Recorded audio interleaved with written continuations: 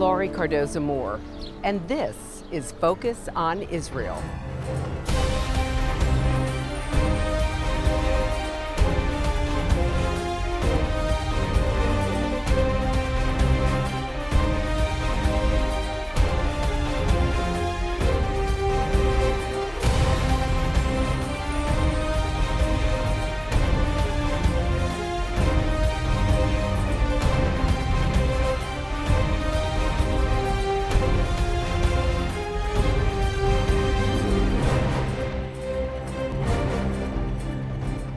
In 329 AD, Roman Emperor Constantine declared a formal split between Christians and Jews, stating that the Jews' hands having been stained with crime, the minds of these wretched men are necessarily blinded. Let us then have nothing in common with the Jews, who are our adversaries. Thus, his sword of words and actions made a split that has inflamed Christian antisemitism for centuries. Hello, and thank you for joining me today on Focus on Israel. Like most Americans, I began to ask a lot of questions about what happened to our country following 9/11. As I read and talked to experts, the issues of radical Islam and the attacks on America and Israel became extremely personal to me. I realized that Israel is facing threats from nearly every corner, from Iran's nuclear weapons program, from terrorist groups such as Hamas, Hezbollah, Al-Qaeda, and ISIS. I also saw how much of the world comes against the Jewish state. The UN and the world continue to demand the creation of a Palestinian state, a terrorist state on Israel's doorstep. Now we see a rise of global antisemitism with threats from every corner, as it seems we're heading closer to the biblical prophecy of Armageddon in the Middle East. So if you're a Christian, why should you care? Many Christians believe that as the Jews rejected Jesus, then God has rejected them. This replacement theology is growing as many Christians believe they have replaced the Jews in God's prophetic plan. If you truly believe the Bible is the Word of God, then you know that when He speaks of Israel, He is speaking about the land of Israel and the Jewish people, not the church. The mission of this series and PJTN is to educate and equip you so that you can share this truth with your family and friends. On our show today, you'll first meet Reverend Sam Clark, an ordained Anglican minister. Since his ordination in 1997, he has served 2 congregations. His primary gifting is teaching the Word of God with particular emphasis on the Hebrew roots of Christianity. In 2001, the United States branch of the International Christian Embassy in Jerusalem contacted Sam about participating in a special service of reconciliation and repentance at the Washington Synagogue in Washington, D.C. In 2007, Sam was invited to serve as the first executive director of Christian Friends of Yad Vashem, the Holocaust Museum and Memorial in Jerusalem. In 2010, I invited Father Sam Clark to serve in the capacity as PJTN's Director of Programs and Development and Chaplain. He has developed a teaching entitled The Church, the Jews, and the Shoah: Understanding and Overcoming the Roots of Church Antisemitism, along with other teachings focusing on the Hebrew roots of Christianity. He gave some great insight into the grave split between Jews and Christians made by Emperor Constantine 329 years after the death of Yeshua. The formalization of Christianity and the marriage between Christianity and the political system is created a new form of faith that was not represented in the early church or the early community of faith. What developed from Constantine and post-Constantine represents a formalized religious system, which was a marriage between the political system in that day and this new faith that Constantine had, probably somewhat of a pseudo-conversion, and used it to create the state for his own political benefit and to develop a church that would be underneath the control of the state. Now, when you go back to the birth of the Messianic community, the believers in Jesus, you have to start with what happened, both in terms of before Jesus' birth and after his birth. Before his birth, you had Jewish people living in Israel, and you had Jewish people in the diaspora, living in places like modern-day Turkey and Greece and Rome. So we had this community of Jewish people out there in the world, but you also had a group of people called God-fearers. These were Gentiles who rejected the paganistic gods of the Roman Empire and affiliated themselves and often financially supported the synagogues. They didn't convert. They didn't become Jews, but they loved the Jewish people, they loved the God of Israel, and they supported that. Well, when Jesus came, this whole network of synagogues that around the empire already existed. So when he came and he died, and post his resurrection, the first believing community were all Jewish. You were either a Jew by birth or you were a Jew by convert.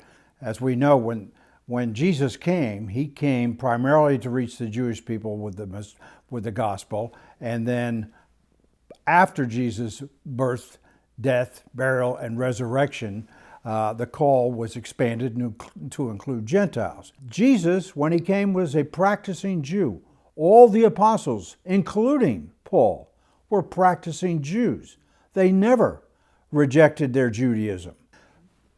Over time, as the Gentile church grew and the Messianic movement didn't grow at the same pace, eventually Gentiles began to have their own leaders. They didn't look to Jerusalem. They didn't look to their Jewish brothers and sisters. And as they did, they began to develop a sense that they wanted to distance themselves from anything Jewish, possibly because of the conflicts that they saw. But this is kind of like throwing the baby out with the bathwater. Bishops in the church, early Gentile bishops, decided, well, you know, Jesus was raised on the day of the sun, on Sunday, the first day of the week, and most at that time were still, over the first couple of centuries, were still practicing their faith on Shabbat, on the Sabbath. But some began to think, well, we need to distance ourselves from our Jewish heritage because we don't see ourselves so much as Jews. We now come from a Gentile heritage. We heard the gospel from Gentiles. And over time, they started doing things like changing from Saturday to Sunday, from not doing circumcision. They weren't doing that anyway, and rejecting their heritage and embracing their own traditions. They began to walk away from things like Passover, and the Shavuot became Pentecost, which is just one's a Greek word and the other one's a Hebrew word. But they began to redefine all that and create a faith that doesn't look Jewish. The faith that Jesus practiced in his day, and the apostles, became foreign to the way they were practicing their faith. These shifts all over time created a big gap between Jews and Gentiles. This also created a tension between Jews and Gentiles and led to anti-Semitism, and the early anti-Semitism, and the anti-Semitism that has stayed with us all these centuries and remains with us today. And this gap manifested itself in some horrific events. Of course, the preeminent one being the Holocaust, and where 6 million Jews lost their lives simply because they were Jews. The roots of all that led up to Constantine, when Constantine decided he had to call a council together, and the primary issue they dealt with was an issue of heresy. So he decided he's going to bring all these church leaders, these Gentile leaders, and as I said, not a single one was Jewish. And the things that had been practiced sporadically up to the time of the Council of Nicaea were formalized. For instance, the shift from Saturday to Sunday, it was now official. And it made sense, especially to a pagan culture that worshiped the sun. So making that shift was easy. It was kind of the holiday anyway in the Roman Empire. Constantine was the linchpin between developing anti-Judaism, anti-Semitism that had gone on for those first 300 years and formalized it.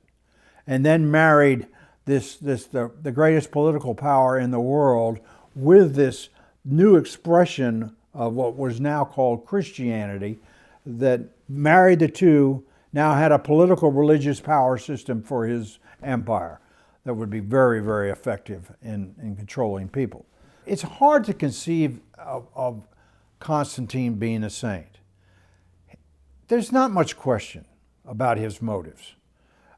He had this vision of a cross in the sky, and I think he had also a vision of because he was in conflict to get the empire under himself.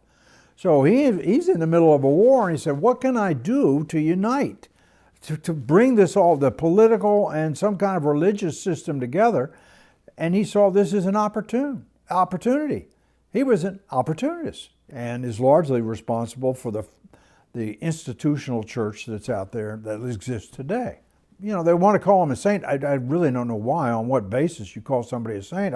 In most of those, when you declare, especially in Roman Catholicism, if you declare somebody a saint, there has to be certain evidence to that. I'd like to see the evidence because I don't really see that. Now, I could see him saying, well, this guy, you know, Roman Catholicism was birthed out of all of this. So, you know, I could see how they would say, well, this guy's responsible for the birth of the Roman Catholic Church, but not a saint. I'm sorry, I can't go there. Of all Rome's emperors, his legacy is the most far-reaching and long-lasting. It's because of him that Christianity is the dominant religion of the Western world today.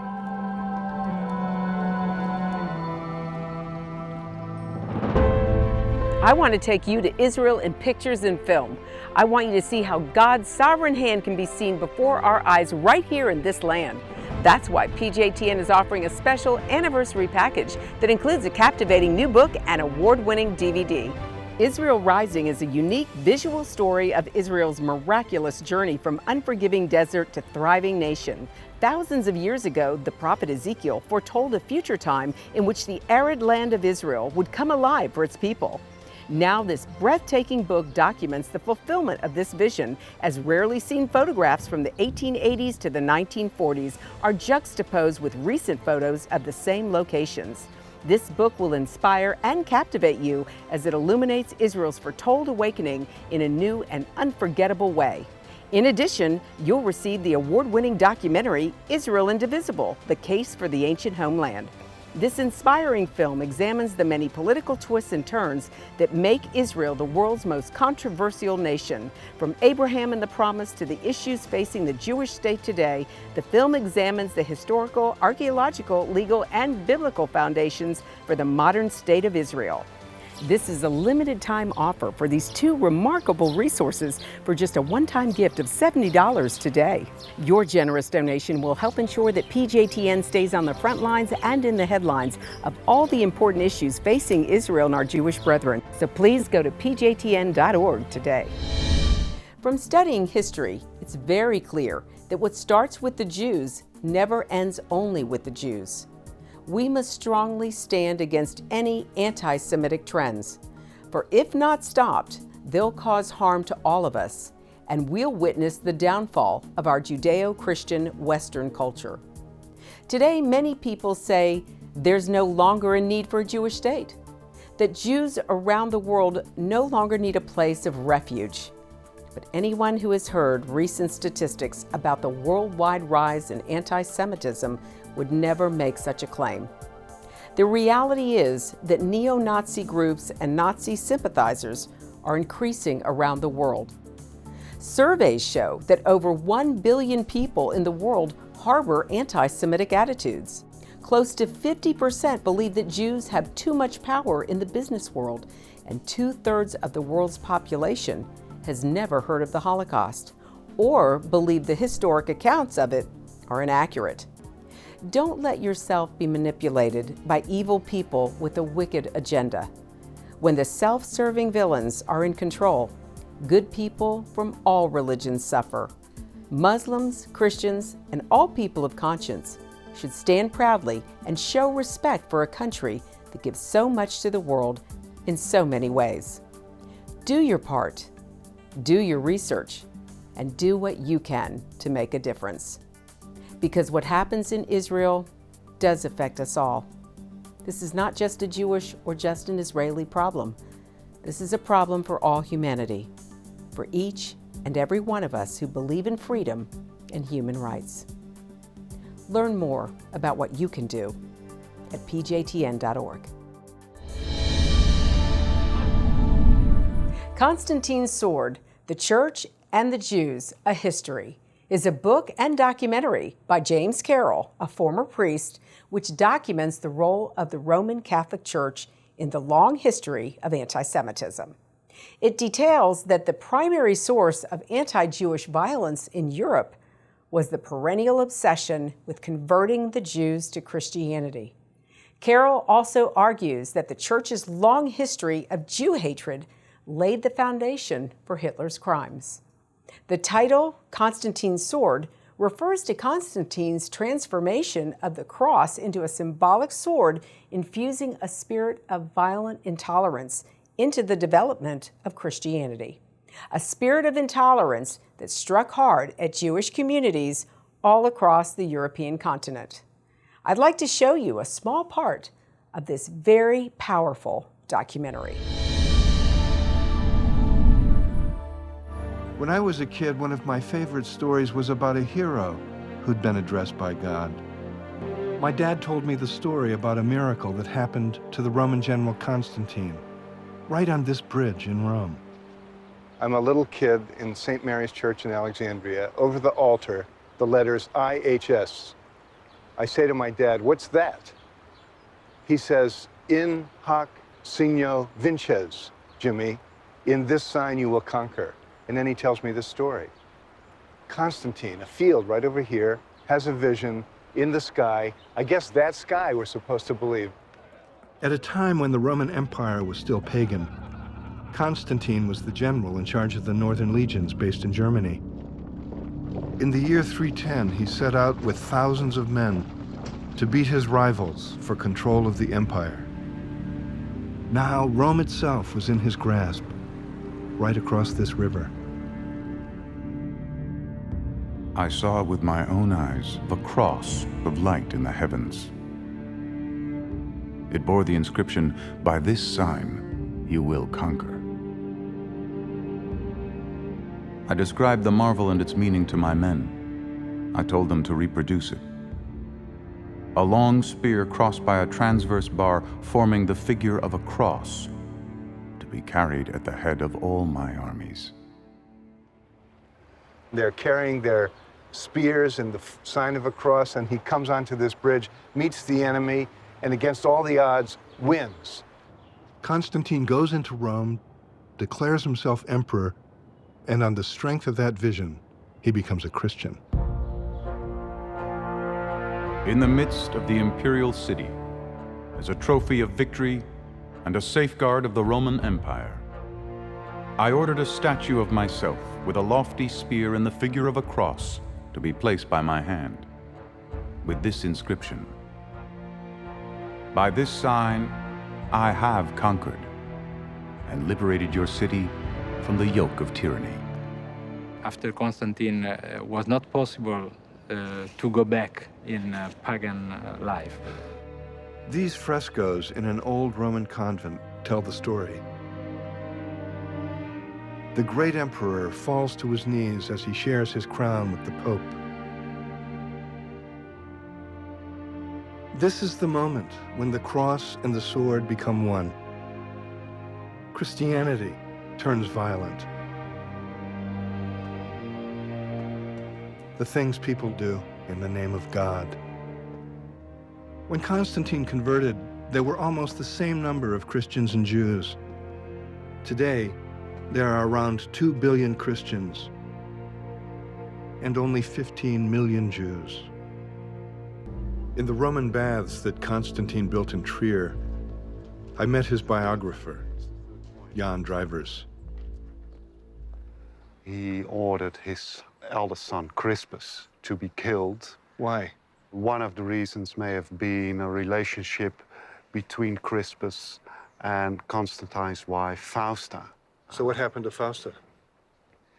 She was killed also in an overheated bathroom on the order of Constantine. So in this 1 year, he orders the execution both of his son and of his wife. Yes. It makes you actually wonder what kind of person Constantine was. A ruthless and perhaps violent person. Quite another person from the saint Constantine, the image a lot of people have. There's even a source which says that Constantine had committed so many sins that there was no religion that could forgive his sins, only Christianity. And then he told me the most surprising thing, that the cross had never been an important Christian symbol until Constantine, in the year 326. For 2.5 centuries, Christians had used symbols of life, the fish, the lamb, the shepherd. Now this image of execution is brought in to unify the empire under a single orthodox doctrine. And why wouldn't Constantine, a man who had murdered a son, be drawn to a God who required the death on the cross of his son? The finding of the cross at Golgotha proved, of course, that the Jews actually had killed Christ. It was used in that way. You could see the Christians could now say, here is the cross, here is the cross. The Roman emperors become influenced by that. And you see that gradually the Jews become a marginal group in the Roman Empire. The church fathers against Jews and Judaism. In an empire united under the cross, Jews were now in danger. They might well have been wiped out right then, but church fathers decided the Jews should wander in misery forever without a home.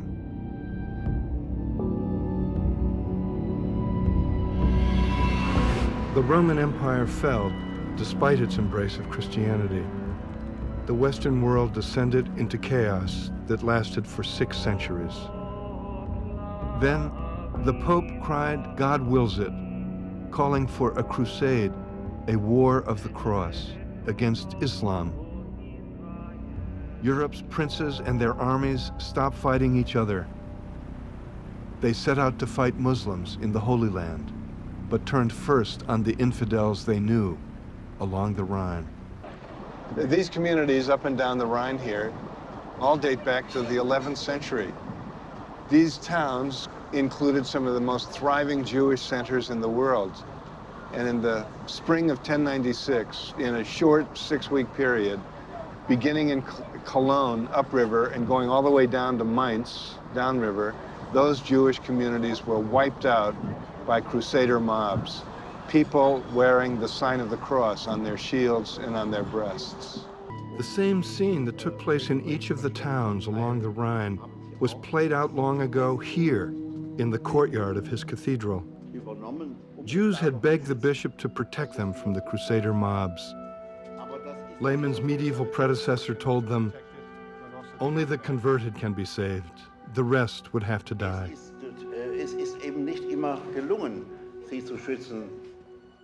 This mob of people feels that here is an opportunity to avenge the crucifixion right here, because the Jews had been considered Christ killers from the start of Christianity as a state religion.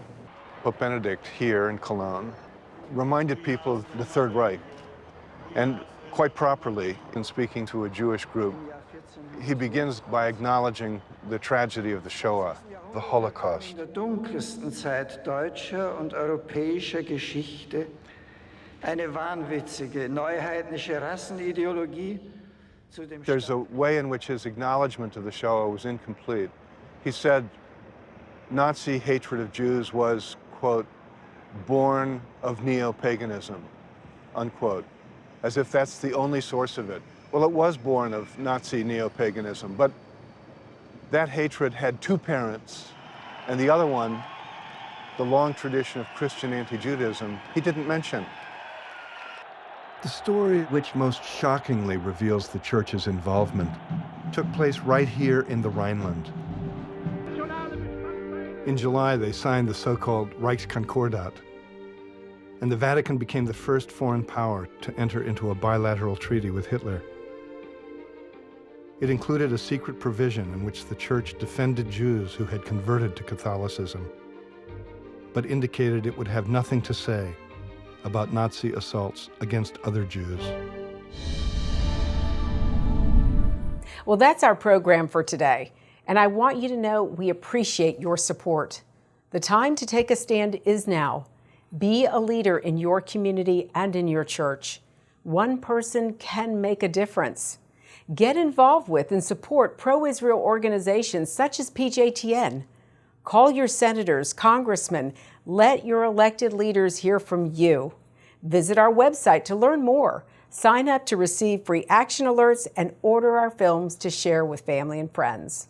Please encourage everyone you know to tune in and become informed. God bless you, and thank you for all you do on behalf of our Jewish brethren and all Israel. We'll see you next time on Focus on Israel. To support this program, send your tax-deductible gift to Proclaiming Justice to the Nations, P.O. Box 682711, Franklin, Tennessee 37068. You can also support PJTN online. Visit pjtn.org or call 1-877-873-9020. Antisemitism has reached epic proportions, and Israel is now surrounded by nations who seek its destruction. For Israel to lose just one battle would mean losing everything. As Christians, it is our biblical responsibility to stand with our Jewish brethren and Israel. PJTN needs your help to reach more Christians with this urgent message. Please visit our website to become a member today and order our award-winning documentaries. You must decide that you won't be silent. Sign up now at pjtn.org. God bless you, and thank you for your support and prayers.